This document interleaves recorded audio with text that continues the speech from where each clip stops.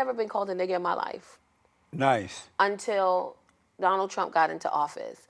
And while he was in office, I got called a nigger every other week from white people who just, I was walking by a supermarket. I was in a Whole Foods.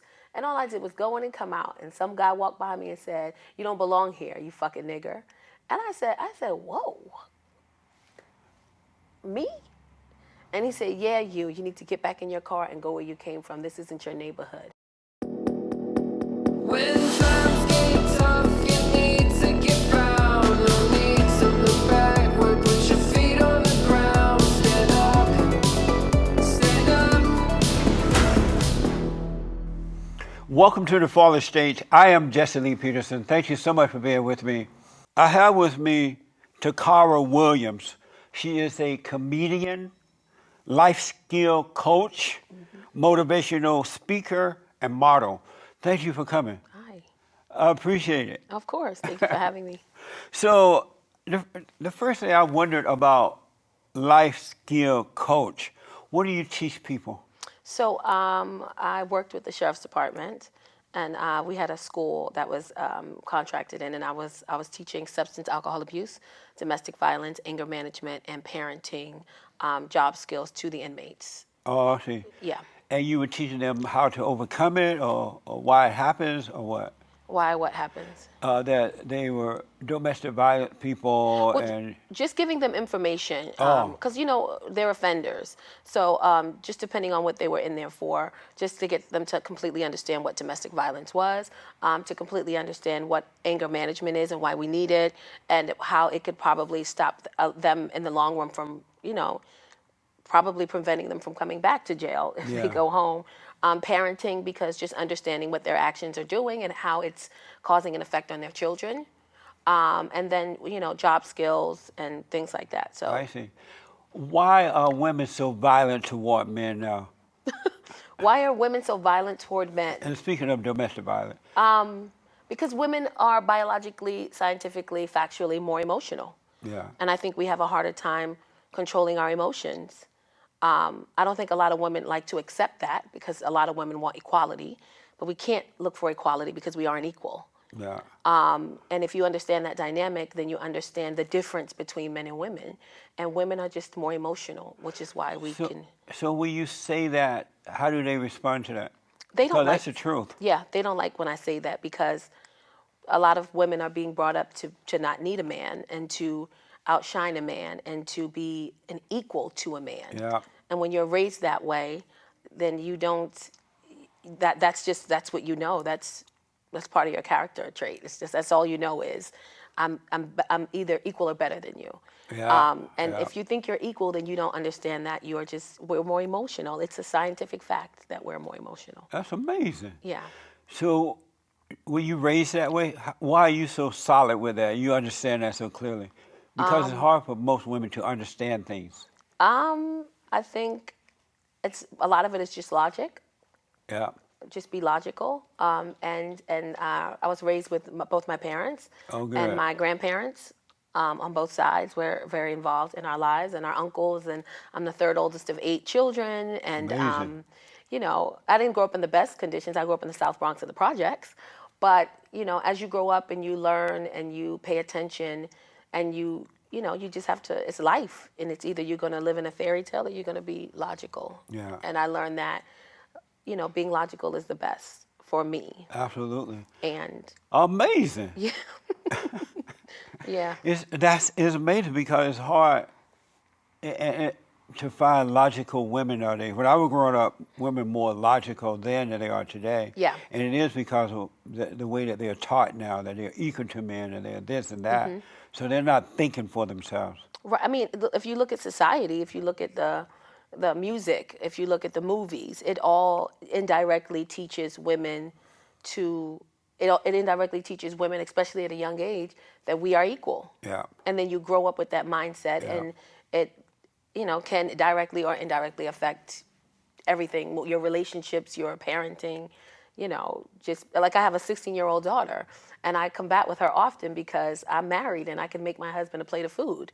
And she would say, "Well, why do you make his food?" Wow. And I would say, "Well, because I like making his food." Yeah, The that's same way right. he takes out the trash or he gasses up the cars. But he can make his own food. I said, well, you can make your own food too, Yeah. but I make yours. That's right. Because That's I understand the roles between a man and a woman. Nowadays, a lot of roles are blurred. Yeah. You know? Absolutely. And if they're blurred, then the relationship is blurred. But my point was getting my 16-year-old daughter to understand this in this world and in this environment has been a challenge because she listens to the music. Yeah. And she goes to the school with the friends and she watches the movies where everybody's like, we're equal and women's rights. And I believe in women's rights. I don't believe in the equal part of it because we can't be equal. But she believes in this. Yeah. And then to come home and watch her mom do something that she doesn't necessarily see, it's just challenging, you know? That's amazing. Yeah. And you are also a motivational speaker. Do you talk about these things when you're speaking, giving your talks and things? I talk about these things, but then I also talk about just growing up and not having. Yeah. And getting from that point to where I am now and understanding that there's still so much more work to do because people just, they don't believe that you can come from nothing. Right. And then when they see you get to what they believe is success, I like to go back and humble myself and remind them that there's a lot of work that goes into it, but it is possible. Absolutely. So that's where the motivational speaking comes in, and I try to speak life and love into people and just, you know, remind them that anything is possible. You just got to be prepared to work for it. It's not going to just come in your lap. You know, I watched a couple of your comedy movie videos there, and in your movies you curse and you rough and you all over the place but you seem so different here. And I'm a little surprised. So is it just an act? I know it's an act, but how are you able to curse like that and do what you do and be so logical? You have to learn to adapt to certain surroundings. You can't be everything everywhere. I don't know if that makes sense, but it's like who I am at home is not who I am in the street. And I know people would say, you can be yourself anywhere, around everybody, but you can't. And you have to know when to be what and where. No, go ahead. So on stage, I'm on stage, I'm performing. Right. And there are times I don't curse, and then there's times I curse a lot, you know? I do church shows, I do weddings, and then there's times I do a show in Compton, you know, and it's a whole different ball game. So it's just one of the parts about being logic and understanding life is learning when to be where. Right. And what to be and when. So I just adapt to where I'm going to be at. So it's not like you are personally changing in these roles, it's just you doing what needs to be done for the role. Yeah. But you're not, you're still you. Makes sense. That's amazing. So is that your daughter in there in some of the shows with you? Or there's some other girl playing your daughter? And what shows? Like when you do comedian shows and you act like you're talking to your daughter. Oh, I have 3 kids. Oh, you do? So my oldest is 21, and then my middle is 16, and then the baby is 8. Most of the time I'm talking about the girls. Those are the ones that get on my last nerve. My son he's pretty smooth, but the 2 girls, ooh. I never want to fight nobody in my life like I want to fight these two girls. And do they want to get into the movie business as well? My 16-year-old does. She didn't like at first that I would do stand-up because I talked about her a lot. She's like my best bit. And she would get upset because her friends follow me on social media. Yeah. And she would say, can you unfollow them? And I'm like, I don't even know who they are. Right. Or can you, I would post pictures of her. Oh my, why would you post this picture of me? My hair's not done. I'm like, you're beautiful in this picture. My friends are screenshotting it. They're sending it to me. Can you please take it down? And I'm like, kid, run your own Instagram. This is mine. If I want to do an appreciation post for you, I'm going to do it here. That's but right. They love that I do stand up, but they don't like that I necessarily talk about them. But she definitely, my 16-year-old definitely she wants to get into acting and things like that. And she didn't at first. Yeah. When I was teaching, she loved the fact that I was teaching because it was normal. Yeah. And then when I stopped teaching because comedy picked up, she didn't like the fact that I was doing comedy because I didn't have a 9 to 5. It wasn't regular. I was going on the weekends. I was out at night performing. And she hated it for years. Yeah. And then one day she just said, I don't think I could work a job where I can't do what I want to do and what makes me happy. Nice. And I said, so do you understand what I'm doing? And she said, yes. I said, you understand why I'm doing it? And she said, yes. And I said, because this makes me happy. It pays the bills. But also, I like going to work. I come home in a better space mentally. I'm not angry at something that happened at work. And I enjoy my life. And she's like, well, I want to do that too. Nice. And I said, it doesn't have to be an entertainment. Right. But just find something that you love to do. So That's good. Yeah. So you also call yourself, you're known as the beautiful beast. that's so old. I got that name back in New York because the stigma was beautiful women aren't funny. Pretty women aren't funny. Good-looking women aren't funny. And when I was in New York and I started stand-up, I was amazing, and I was really funny. And I would get booked for shows because I looked okay, I looked pretty. But then when I would perform, the promoters or the producer would go, well, damn, you're funny. I didn't know you would be Nice. that funny. Yeah. Or they would say, beautiful women aren't funny, or pretty women can't be funny. We'll book you because you look nice on the flyer, but you're going to go up there and you're not going to do well. And a lot of producers and promoters banked on that to sleep with comedians, female comedians. Like, if you do bad, you want to get a drink or two, and before you know it, they're messing with the women.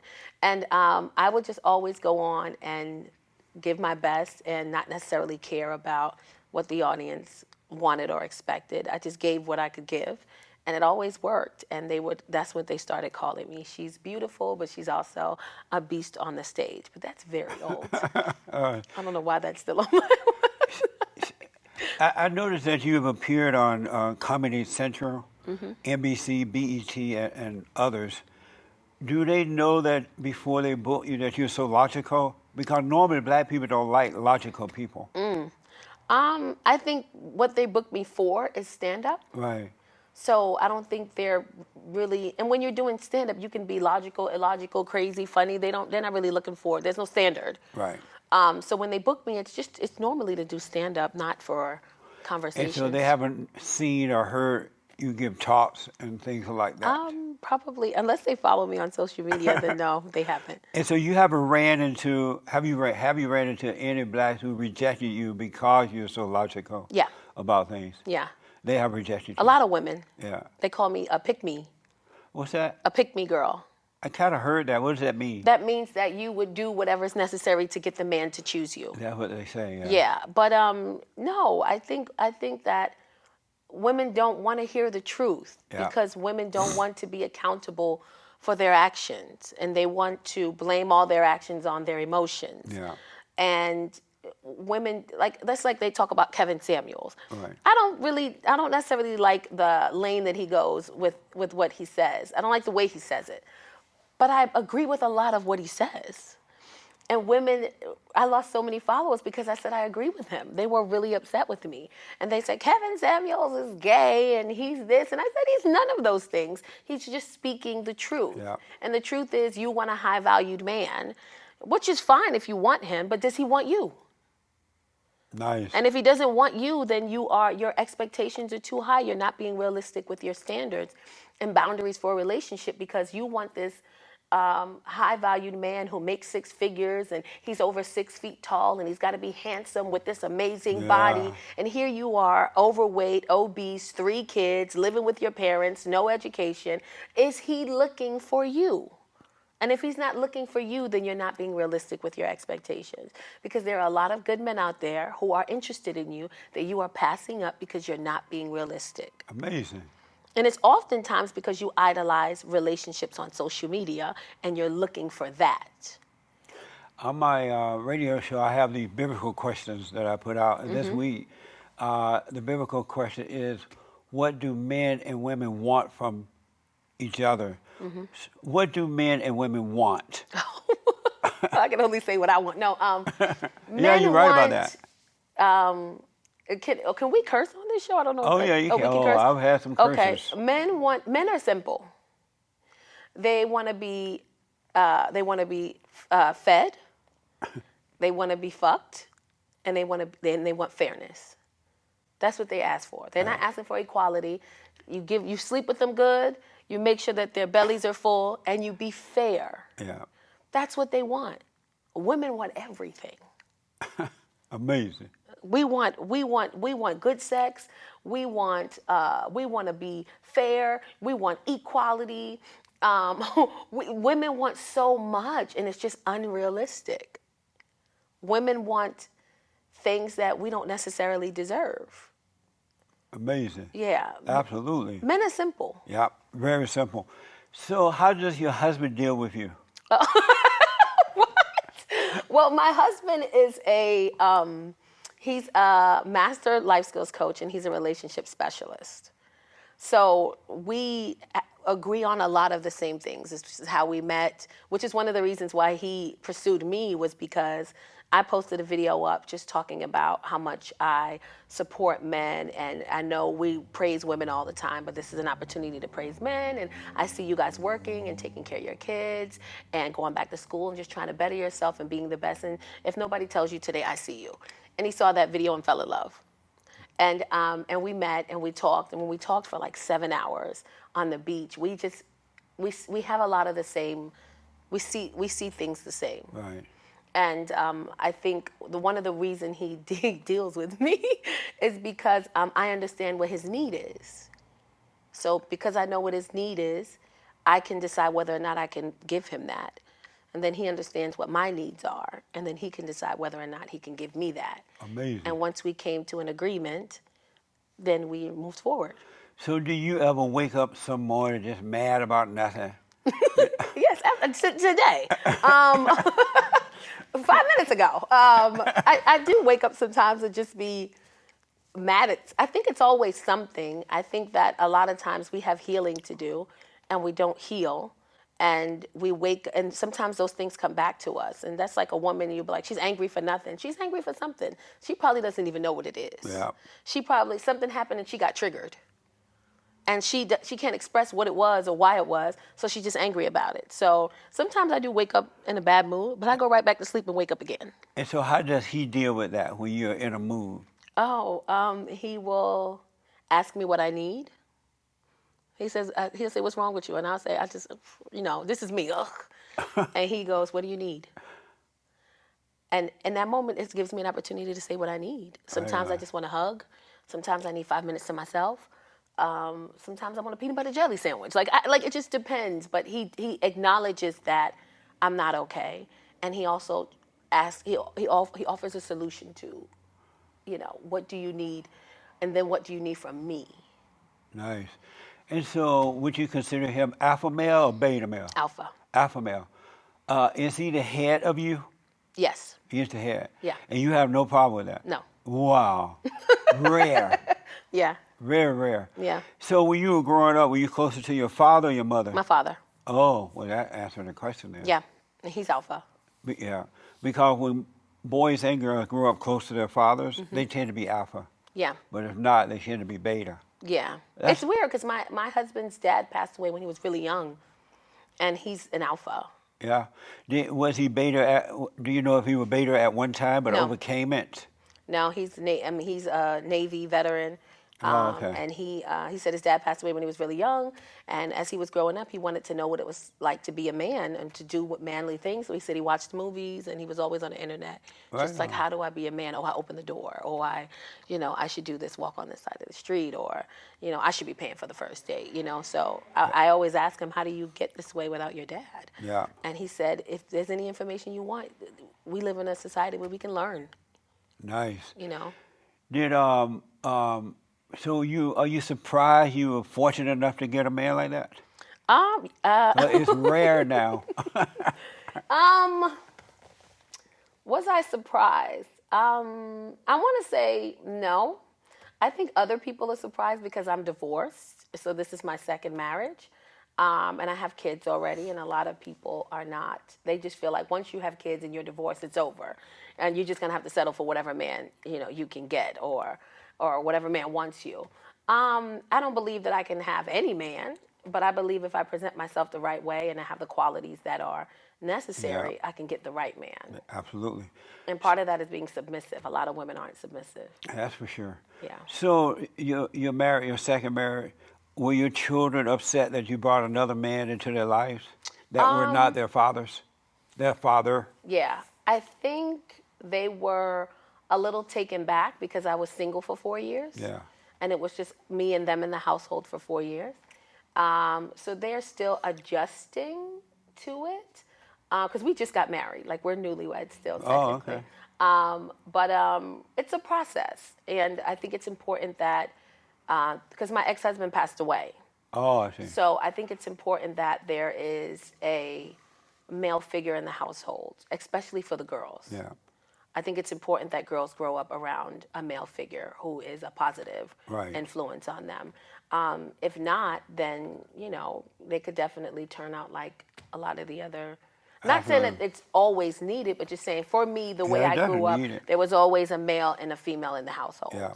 Because normally kids don't like step parents, whether it's Yeah. the mother or the father, because they're so yearn for their father, their Yeah. natural father, and no one else can replace that.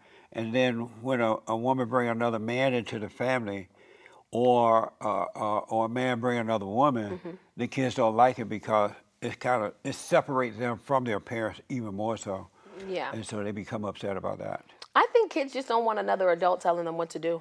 Yeah, that too. It's like especially I if gotta it's listen not to my their- mom and my dad, and now I gotta Yeah. listen to you Some telling other me. guy. So Yeah. I think that's it. But I think it's also, depending on their age, it also depends on the ages they are too. You do you have anger? Yes. You do have anger. Yes. And how did you become angry? I think everyone has anger. But how did you become angry? Because we're not born with anger.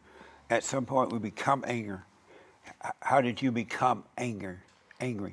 I mean, I could have become angry at the simple age of 2 when I asked for Right. gummy bears and my mom said no. Like I think we are born angry. I think that there's nothing wrong with being angry. There's nothing wrong with getting upset. I think it's important that we decide what we want to do when we're there. That's what matters. Being angry is a normal, basic human emotion. What you do when you're angry is what matters. Because you can get angry, I can get angry. You can get angry and throw something. I can get angry and listen to a song. So being angry is fine. It's just how do we conduct ourselves when we're angry? How do we handle that? So I don't know how old I was when I first got angry, but I'm sure I was young. Yeah. Yeah. I don't Did know. you so you think anger is good? I think anger can teach you. But is it good? Is anger good? Yes. I think anger is an expression that we all need. I think it's okay to express anger. I think how you choose to express anger is what's important. Is there any love in anger? Yeah, there's love in anger, there's pain in anger, there's hurt in anger, there is confusion in anger, there's joy in anger. Like if a woman finds out that her man is not being honest with her and she's angry, she's not angry for no reason. She's angry because she's hurt. She's angry because she loves him and she doesn't understand. So there is love and other things in anger to me. It has been proven that anger is evil. Okay. And anger destroys every fiber of the body, the cells and everything. That's why not the only, but a lot of women get cancer because they have anger. And anger is because it's not of God, it's of the devil. There's nothing good about it. Even the kids, when you discipline them with anger, they think you hate them. Oh, I agree. Yeah, and so they even though in the mind of the mother, she thinks she's looking out for the kids, she thinks she's showing love, but she's really showing hate. Yeah. And then the kids, because they resent that, they become like the mother because you become like what you resent. Right. So you take on your mother's personality and you lose your identity. Right. And so anger is evil, and that we should overcome evil. It's not normal for human beings to have anger. The only reason they have it, they have been turned away from the father, so they're in a fallen state, and they're taking on the identity of the mother. And so, but anger is not good because it doesn't build, it destroys. It destroys a family, it destroys friendships, it destroys relationships or anything because there's no love in that. What do you think about that? And the person that's angry is not at peace. Right, but I think that anger is a basic human, it's an emotion. And to say anger is not there's no good in anger. I think being angry it's a normal emotion to feel. You've never been angry? When I was in the fallen state, I used to be angry, but when God took the spirit of anger away, I forgave my mother who tried to turn me away from my father. And when I forgave her, God forgave me, and He took that identity away.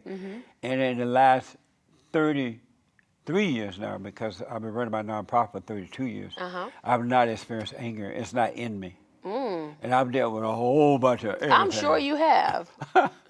And it's just And not it ain't me. in you. It's not in me. He took the spirit of anger because that spirit of anger is of the devil. Yeah. And anyone who has anger is the devil. That's a lot of us. Right. It's everybody. You know, we're all born into crazy families. Yeah. Into sin. God called it sin, but it really it's families who are, the father and mothers are not one.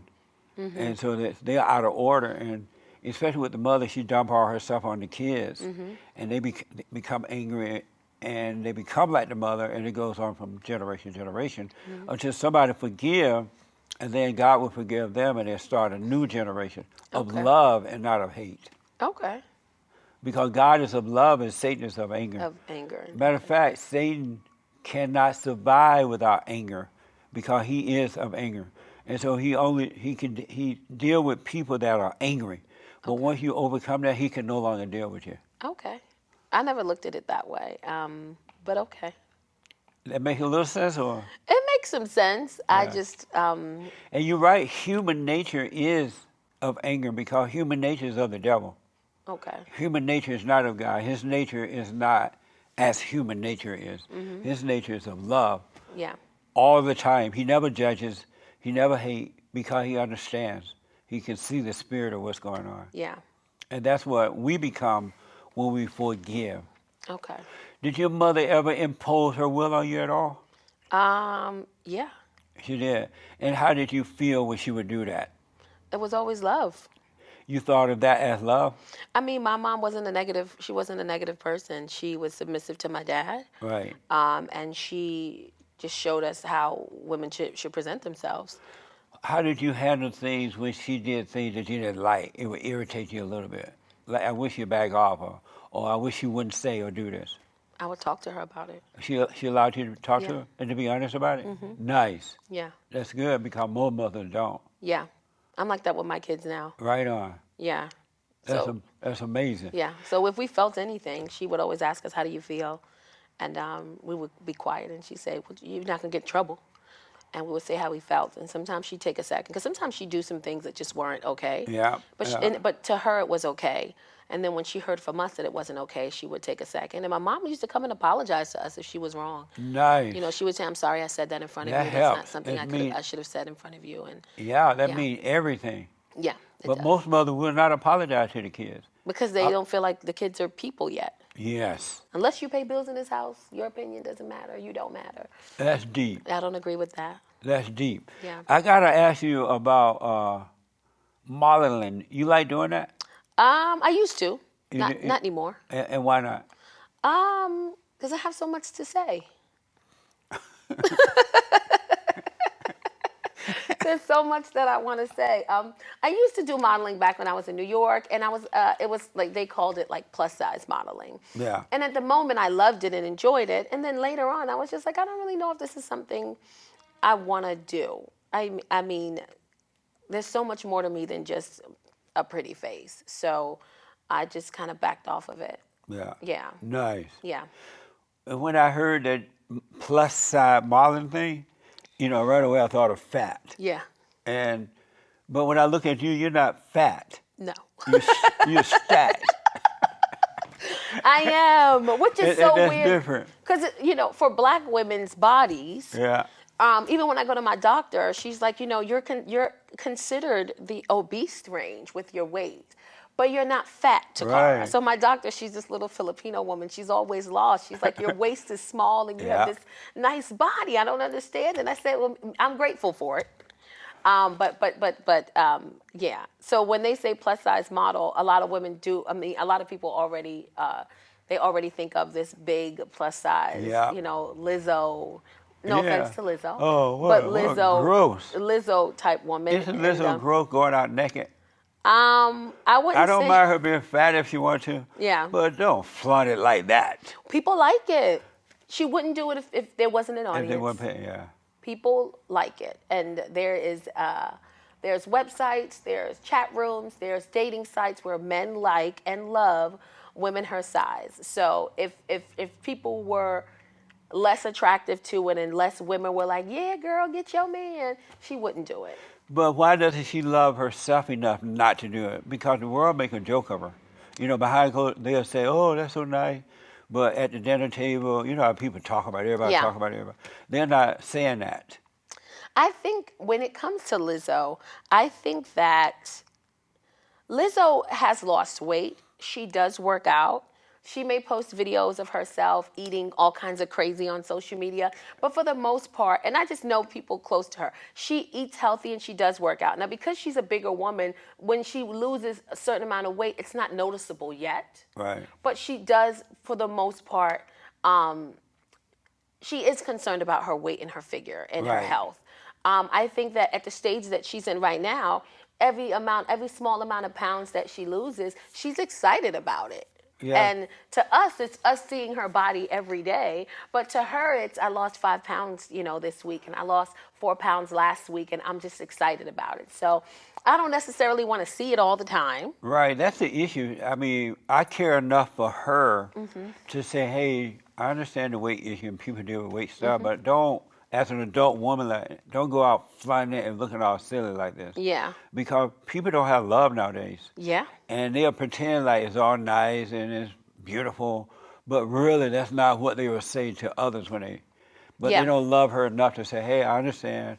Don't do it. Don't flaunt it. Don't be naked like that. You know what I'm saying? But I think there's more people telling her to do it than not. Really? Yeah. And why? Because it makes it easier for them to deal with themselves if they're overweight. Oh, yeah. Yeah. That makes sense. Yeah.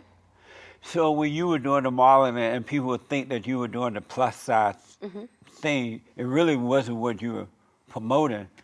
What were you thinking that people thinking you're promoting? You weren't promoting that, were you? What, That plus it's okay size? to be fat and out No, there. I like- wasn't promoting that it was okay to be fat. I was promoting the fact that if you were a bigger sized woman, it's okay to love who you are and be who you are, but understand where you need to be. Yeah, Like, I can love myself today, but I know there's so much more work I need to do right. to get to where I would like to be. Absolutely. But in order to get to where you like to be, you kind of got to love who you are now.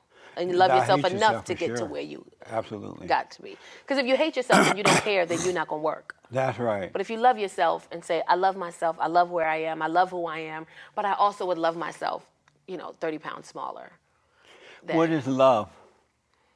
What is love to me? It's an action. It's doing what's in the best interest of yourself. It is, love is, what is love? It's selflessness. It's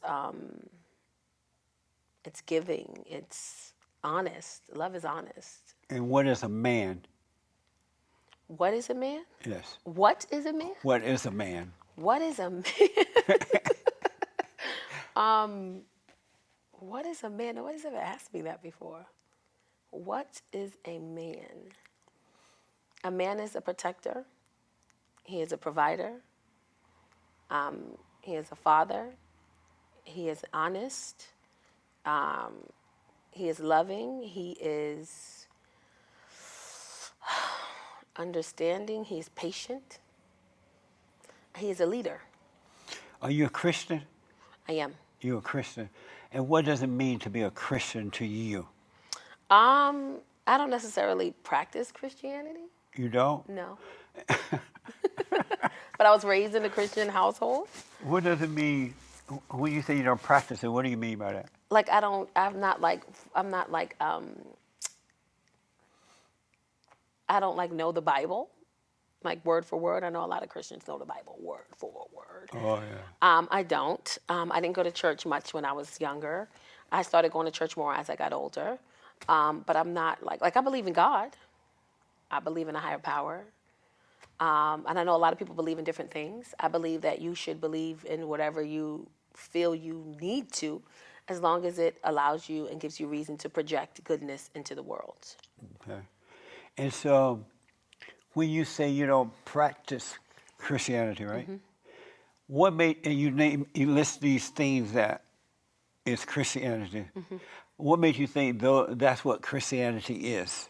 Well, I don't think Christianity is going to church. I think if you believe in something, everybody, whether it's Christianity, Catholic, everybody goes to. But what made you think going to church or knowing the Bible and all that? Married, kids Yeah. after marriage and things like that. Why do you think that's practicing Christianity?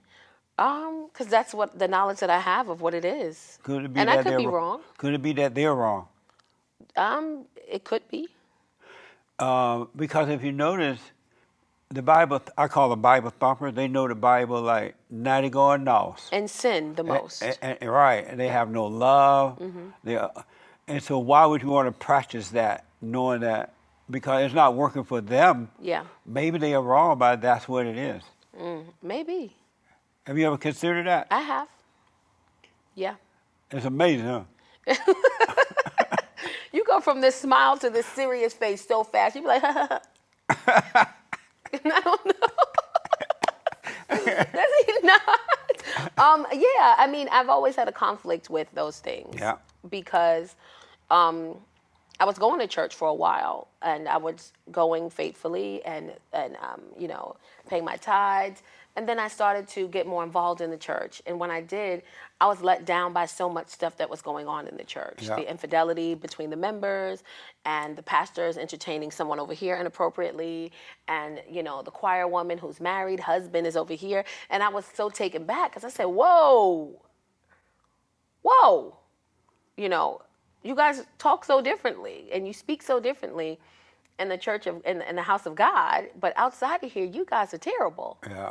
And then I learned and understood that I wasn't there to praise them. That's right. Absolutely. You know, I'm looking into the wrong things. I'm here for him, not for Yeah. them. So, Do you know yourself? The Bible says, know thyself. yes. And what is it that you know about yourself? If you can, not your private job, Yeah. but, you know, what is it that you know about yourself? I know that I'm learning I need to be more patient. I know that I need to stop talking and listen more. I know that. Yeah. I know I need to have more empathy towards people, and to be empathetic, to stop for a second and just imagine what they're going through as well. Yeah. I know that about myself. I know that I can stop be more open-minded with my kids. I can work on that because I had my son when I was really young. Yeah.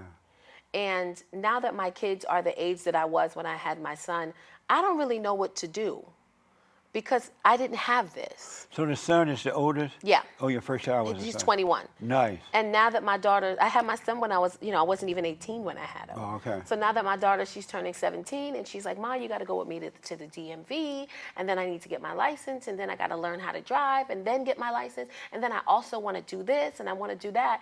And at 16, I was a whole mom. I had my own place. Yeah. I mean, at 16, 17, I had my own place. I was graduating high school, going into college, and I had a kid. So at that age, my parents didn't help me do those things. Right. Because I did those things myself. Absolutely. And now with my own kids, I'm like, well, do it yourself. And my daughter's Nice. like, no, we need your help. And I'm just like, I have to go back and remember that I'm not who they are now. It's not who I was forced to be an adult. And at a they're young going to age. appreciate that in the long run, though. Because when I was growing up, that's what the parents did. They would have us to do it ourselves. Yeah. If we needed some instruction and ask them, well, how is this done? They'll tell us what to do, but we had to do it. Yeah. And it made us more independent as Yeah. adults. Yeah. So your daughter's going to appreciate that in the long run. Yeah, and that's just kind of where we are now. And sometimes she'll say, Ma, how come you're not like this or you haven't done this? And I always tell her that at your age, I just wasn't doing these things. Yeah. Because I was a mom at your age and I had a job and was in school at your age. I had my own place at 17. So I'm just like, you got to give me a second because it's hard for me to give you something that I never had. Nice. I got to learn it first so that I can give it. Would you like to be patient in life at all times with any situation about anything? Yes. Let the anger go. Yeah. That's what. Once the anger is no more, Yeah. you have no other choice but to be But patient. to be patient, yeah. It's the only thing. Yeah. I find myself, and it's a process. A lot of people want these things tomorrow. It doesn't happen tomorrow. It's a lot of habitual, you have to create a new habit for yourself. And it's in everyday little things, being more patient at the light, being more patient on the That's phone, being more patient when your food is in the microwave, and stop cutting it to open it up to see if it's hot to put it back in. Absolutely. It's the little things in life that create habits for a better you. How do So- you see God? How do I see God? I see God as patient, and I see God as graceful. As what? With grace, He always gives Okay. grace. Okay. Yes. And I see it as something that I want to move in the shadow of. I want to be more graceful. Right I want to on. be more patient. I see Him as understanding. I see Him as an amazing listener. Do you believe your thoughts are your own? Do I believe my thoughts are my own? No. You don't create thoughts. I believe that. Do I believe my thoughts are my own thoughts? That was a good question.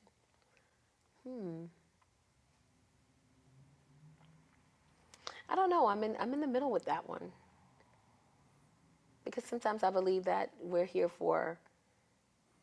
I don't believe that anybody on this earth is here for themselves. I feel like everyone is here for others, to give to others. Do you believe that you have ever created or had your own thought about anything? Yes. Have you ever created a thought? Have I ever created a thought? I don't even know how to answer that question. Give me an example. Can you do that? Why do you believe that you have had your own thoughts at some point? Well, who else thoughts would they be? I'm trying, and I'll tell you. Remember, why do you believe that if you don't know how you created it or them? But that's why I said I can't answer the question. I don't necessarily understand it. So Satan talked to you in a voice, and it sounded like your voice. It sounded like your father's voice. It sounded like somebody else's voice, right? But God is a voiceless voice. He revealed to you things that, like if you laid your keys down on a table and you're ready to go, and all of a sudden you can't find them. You're like, oh, where are my keys? Where are my keys? And Satan will tell you to look everywhere but where they are. But the moment you calm down, then the common sense of God will remind you they're on the table. That they're in your pocket? Yeah, or they're in your pocket. Okay. That's right. Absolutely. Absolutely. They in your hand jiggling while you looking for them. That's Okay. right. Okay. But what Satan does in thoughts and the imagination, he builds you up. As soon as you're feeling good, he brings you down. Yeah. He makes you think about the past, which doesn't exist, or think about the future, which doesn't exist. Yeah. And he builds you up to bring you down until you're ready to jump off a bridge after a while. Yeah, that's why anxiety's so high. Absolutely. Yeah. Because they'll believe it in the darkness. They'll believe it in lies. You are not your thoughts. You have never created a thought. Okay. All thoughts are all lies all the time. All thoughts are all lies all the time. All- Even the good thoughts? No such thing as good thoughts. There's no such thing as good thoughts. No. That's what he does. He builds you up, pretend that they're good. They're good thoughts. And as soon as you're all relaxed and not paying attention, he'll throw something bad on you and say, oh, how about tomorrow? Or what about yesterday? And now you're feeling down. And then as soon as you're feeling down, he'll make you think something good. Tomorrow will be better. And now you're feeling good. And then he'll up and down. After a while, you want to cut somebody else's throat or your own. Okay. Have you noticed that? I'm paying attention to it now. What do you think about that? I got to think about it. I don't have an answer at this moment. It's Do something you I'm gonna think believe about. there is a future? Do I believe there's a future? Yeah. Well, every day we wake up, there's a new future. So, yeah. And do you believe, where is the future? Here. Here where? Oh, what do you mean, like heaven or? Do you believe there's a tomorrow or yesterday? Do I believe A there's past or a tomorrow? future? Yeah. You believe there's a past and a future? Well, tomorrow would be the past. Well, if tomorrow would be today's past. Do you Or believe there's something like that. a past and a future? I do. And where is the future? Ahead of us. And where is tomorrow? Ahead of us. Where? Right ahead, when you wake up in the morning. What? When you wake up in the morning, it's tomorrow. Where you come up with these questions, Jesus? And where is the past? Behind us. Behind you where? Behind us. We lived it already. And so if you lived it already, does it still exist? In your mind. And then the mind could be lying to you. Your mind could be so. So you weren't here yesterday. No. Okay. So we just live in one long, nobody. It's just one long life. Absolutely. Okay. And if you pay attention, you'll see the mind lied to you about the past or the future because it wanted to take you out of the presence, out of right now. And the present is where God is. Satan cannot come into that present. Right. So he used the mind to make you think about a past or a future that doesn't exist. Okay. Because when you live then, you live then. Then it's over. Yeah. All you have is now. Does that make any sense? It does make sense. Yeah. So Yeah. you got to start believing thoughts. Stop believing thoughts? Yeah. Okay. How do you move in life without believing thoughts? That's the way you move, by not believing thoughts. Just live right now. All you have is right now. Only Yeah. thing that exists right now is you and right I now. sitting here. Yeah. When this is done, whatever comes next, it's just one step at a time without worried about the outcome of it or the past of it. All right. Just now, you have nothing but peace all the time. So when I wake up, when I go to sleep and wake up in the morning, today it's not going to be tomorrow. It's not going to be yesterday. Right. I'm confused. A little bit, just like this month. You only think that it exists because you believe the lies of the imagination. If you didn't believe the thought, you wouldn't be thinking that way. Okay. Okay, that's fair. Have you ever noticed that whenever you think about the past, it's only because the thought bring it up. It's not like you go looking for it. Sometimes people do go looking for it. There's nowhere to go but in the imagination. Yeah, that's what I'm saying. And imagination is all lies. Okay. Nothing but misery. In your imagination, It's nothing but misery. even good thoughts. No such There's thing no as such thing as a good thought. Yeah. Okay. Amazing. Maybe. Does racism exist? Yes. And where's your proof of that? My proof that racism exists. Life. What do you mean? The police, schools, education, the court system. How is education racism? The fact that we fight to even incorporate black education into our educational system is racist. So the blacks are being racist for trying to force somebody to learn about black? No, the whites are being racist for us to even have to ask. In what way? Why do we have to ask for the curriculum to include black education? Why do we have to ask that? Curriculum is automatically taught about whites and white culture. We have to ask to include black culture. Can you give me an example of black culture that the blacks have to ask for? Well, it depends on what type of black culture. Like, I'm not African American, so I don't believe that African American has a culture. Right. I believe that African American's culture is all the cultures mixed, trying to figure out what makes more sense to them. Yeah. My parents are Belizean and Nigerian, so that's a different no wonder culture you have so much within sense. itself. Yeah. So African Americans are crazy.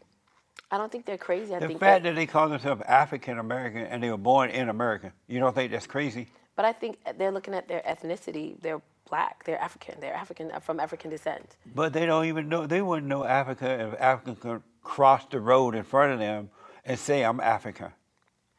They wouldn't recognize it. I don't know And when if you it's go to Africa, they treat you as American. Yeah. They don't treat you as African American. Right. So why would the blacks that are born here, because instead of saying American, they put the African stuff in there? Well, then if that's the case, then on paperwork and documents, they shouldn't ask you what your Absolutely. nationality is. They should just Absolutely. ask you, are you an American? In the good old days, that's how it was. Okay. That's something new. But I think it's a division. I think it's a systematic division. They want to divide you. They want you to think that you may or not be African. They want that label. It's a label. Absolutely. And so I say racism doesn't exist. It's a spiritual battle between right or wrong, good or evil. There are people who are mean to one another or others, and there are those who treat each other the right way.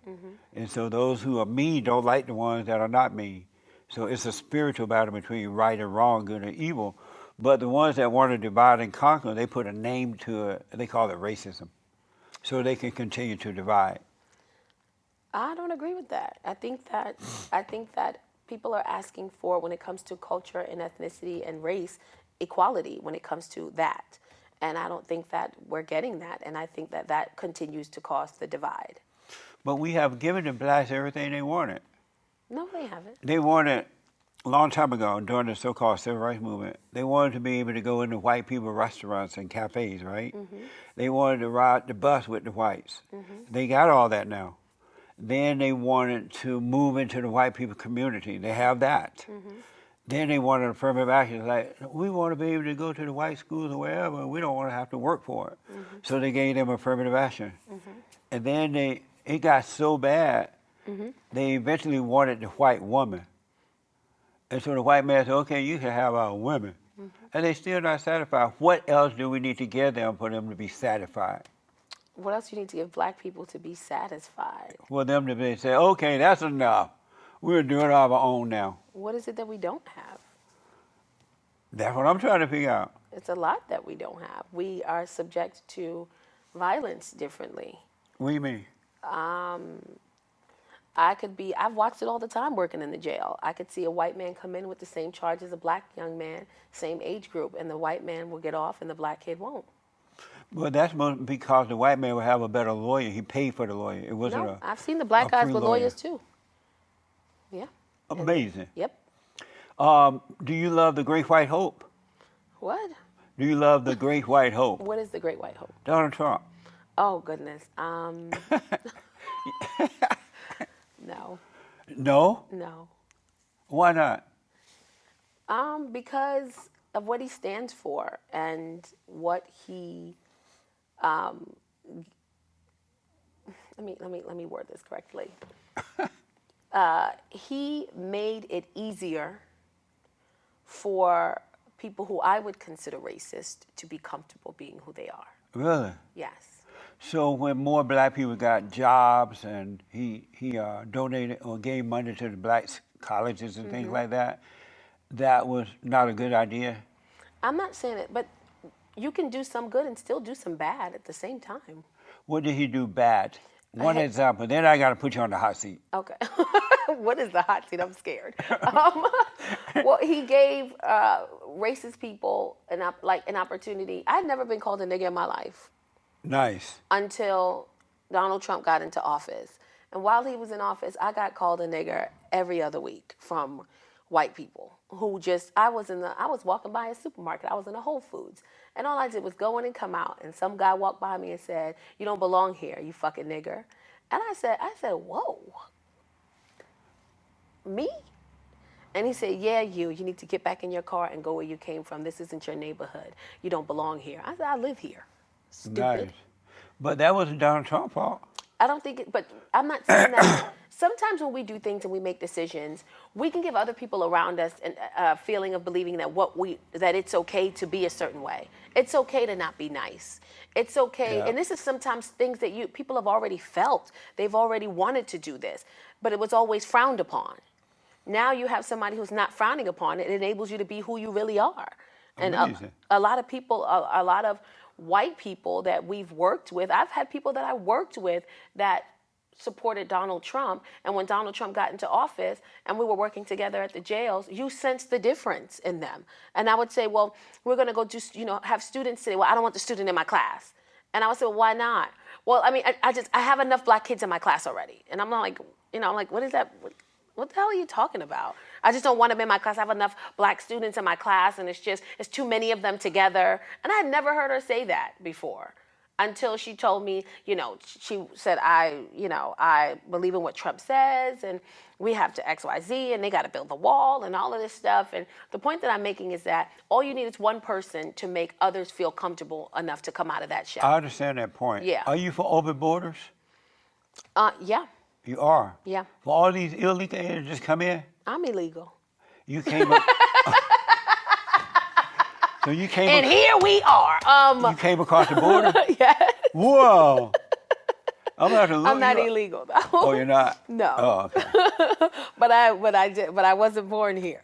You know, and then I got to put you on the hot seat. We're Okay. totally out of time. Okay, But go when ahead. when you talked about the influence, I remember when the fallen Messiah became president, Mm-hmm. and you know who the fallen Messiah is, right?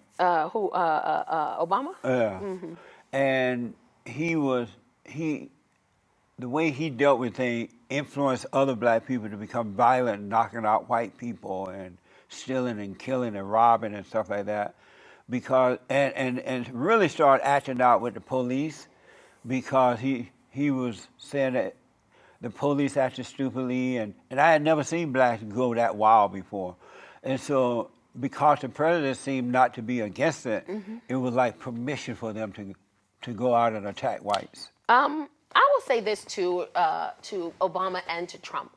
I don't have a feeling toward any president because no president runs anything. They're just the face of it.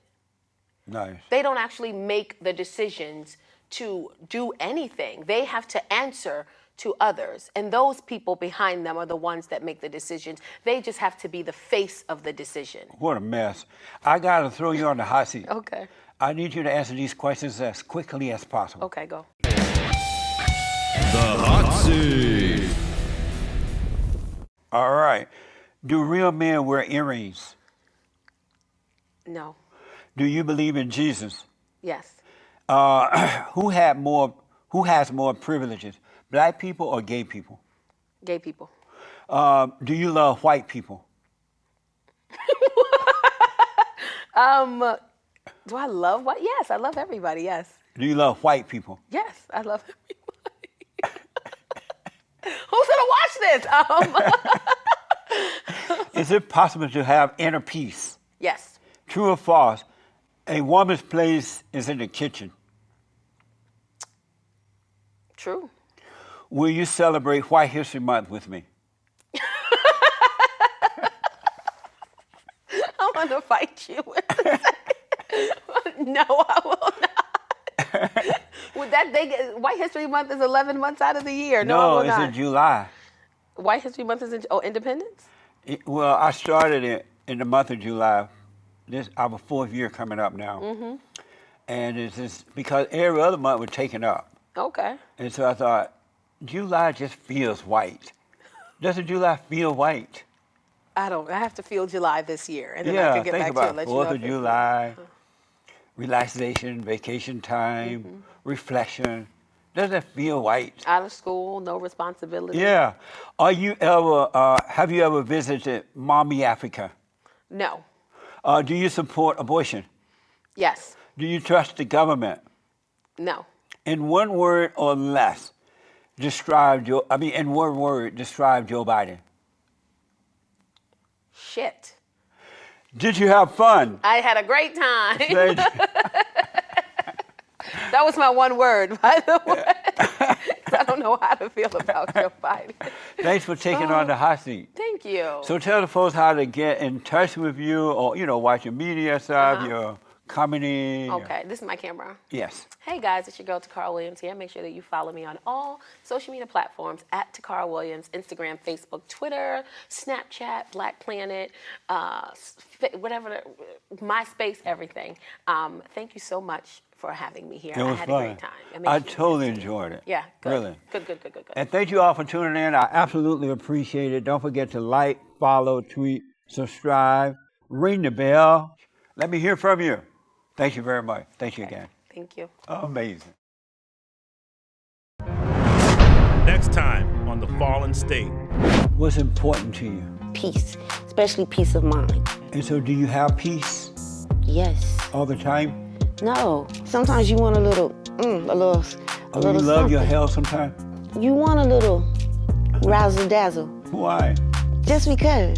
Should a man ever take a woman's advice? Yes. Why? It wouldn't be no great men. Can you name one great man that a woman made? LeBron James. LeBron James. Do you know they defunded the police? No. Oh. But I could tell you how I feel about the police. One of my ex-husbands was a sheriff. And yeah, I think all police are bad. Yes. Am I on pump?